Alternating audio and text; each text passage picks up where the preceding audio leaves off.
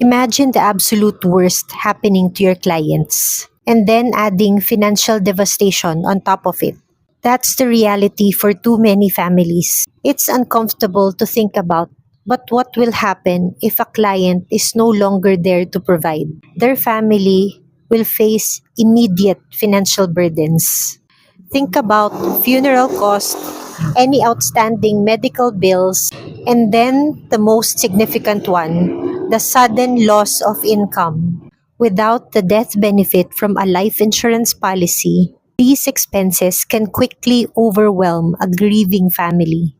Life insurance provides an immediate cash injection, allowing their loved ones to focus on grieving, on healing, not on how they'll pay the next month's rent or outstanding debts.